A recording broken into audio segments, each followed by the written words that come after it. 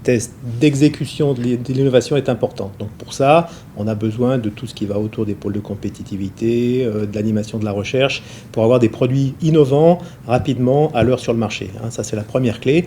Et tout ça compatible avec les capacités de production de l'usine, donc qui vont avec un certain niveau d'investissement et de technologique. Premier point. Deuxième point, plus difficile, c'est la compétitivité liée au coût du travail, aux structures qu'on connaît en Europe. C'est vrai pour la France, mais c'est aussi vrai pour l'Italie quand on est comparé avec les grands industriels qui sont en Chine, à Taïwan en particulier, ou en Corée.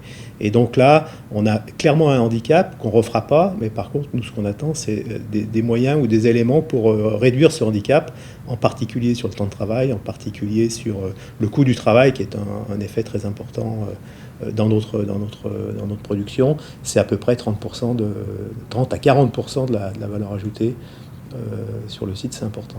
Je ne veux pas rentrer dans le débat politique, mais je crois qu'il y a un consensus pour dire que la flexibilité du travail, tout ce qui est autour de flexi-sécurité et la compétitivité du travail est importante. Aujourd'hui, là c'est un peu le président du MM qui parle, on assoit tout le social sur le coût du travail. Bon, je pense qu'il faut revoir tout ça et je pense que nos candidats aujourd'hui doivent nous faire des propositions plus précises.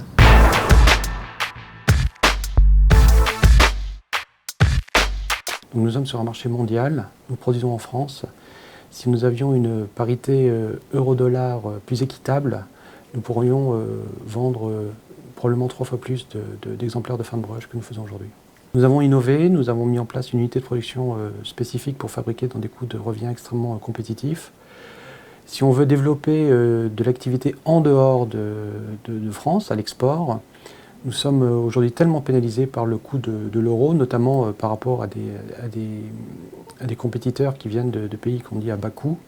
Il faut arriver à compenser la parité euro-dollar.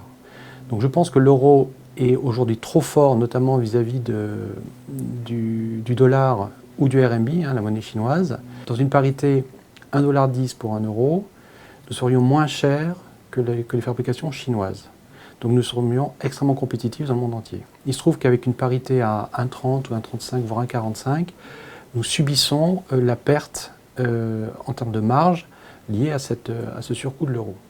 Donc une des idées qui m'est venue pour développer l'activité économique, notamment à l'export, serait d'arriver à compenser les coûts de revient par une baisse des charges peut-être, arriver à compenser ce surcoût lié à l'euro. Si nous arrivions à compenser ce surcoût lié à l'euro par une baisse des charges de production, des charges sociales par exemple, nous serions indépendants entre guillemets des fluctuations euro-dollar et en ce qui nous concerne, nous pourrions développer beaucoup plus fortement notre chiffre d'affaires à l'export.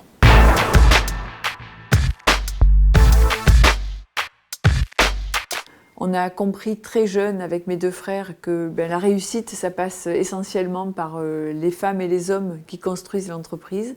Et donc on a toujours principalement misé et investi sur le capital humain. Quand on exporte dans le monde entier, on est confronté au dollar. Quand on exporte dans le monde entier, on est confronté au coût de la main-d'œuvre française. Et tout le monde sait que c'est une des plus chères au monde.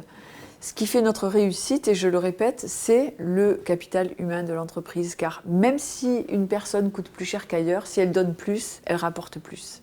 On n'a pas hésité à recruter des jeunes pour les former, fidéliser les moins jeunes pour qu'ils forment les jeunes. On a même des personnes qui sont parties en retraite et qui reviennent dans l'entreprise faire des sessions de formation pour les jeunes, mais qui sont des sessions de formation de tout niveau. On prend beaucoup de jeunes en apprentissage, en contrat pro, plus qu'on en aurait besoin, mais comme l'entreprise grossit d'année en année et qu'on cherche tout le temps du recrutement, on est content de former et de recruter au terme des formations.